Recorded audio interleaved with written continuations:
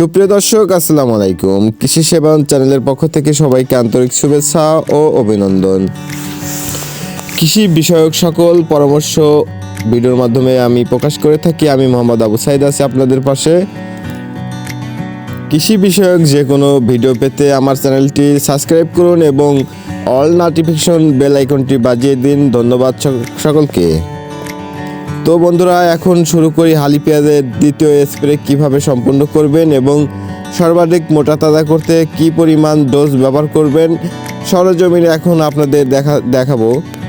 তো দর্শক শ্রোতা, এখন ধৈর্য সহকারে ভিডিওটি দেখবেন, ফুল ভিডিওটি না টেনে দেখুন, অবশ্যই উপকৃত হবেন।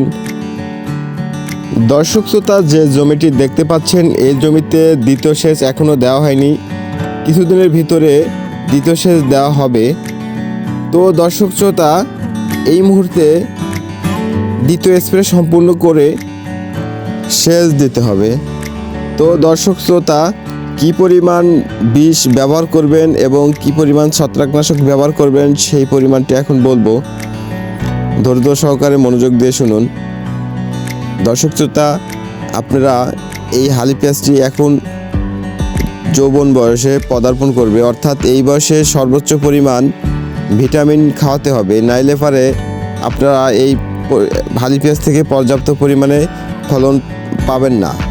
তো দর্শক শ্রোতা, এই মুহূর্তে দেখা যাচ্ছে যে এই পেঁয়াজের কিছু পরিমাণ আগামরা রোগ আছে, যা কৃষকের একটা আতঙ্ক আর কি। তো এই আগামরা রোগ থেকে মুক্তির জন্য অবশ্যই ব্যবহার করবেন রোবলাল অটোক্রপ কেয়ারের 100 গ্রাম রোবলাল 3 মেশিন পানি করে 1 বিঘাতে স্প্রে করতে হবে। এর সাথে দিতে হবে মেটালিক্স ম্যানকোজেব গ্রুপের ওষুধ নিউবেন, ম্যানকোসিল অথবা রিডোমিল গোল্ড, যে কোনো একটি 3 মেশিন পানিতে 300 গ্রাম হারে ব্যবহার করতে হবে। এর সাথে ব্যবহার করতে পারবেন ভিটামিন হিসাবে, এই গাছটা মোটা তাজা করার জন্য ভিটামিন হিসেবে ব্যবহার করতে হবে ফ্লোরা 200 মিলি ফ্লোরা 1 বিঘা জমিতে 3 মেশিন পানিতে স্প্রে করতে হবে।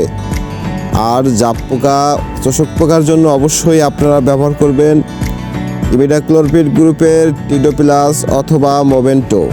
টিডো 3 মেশিন পানিতে 4 পাতা ব্যবহার করবেন, অবশ্যই জাপ পোকার আক্রমণ থেকে রক্ষা পাবেন।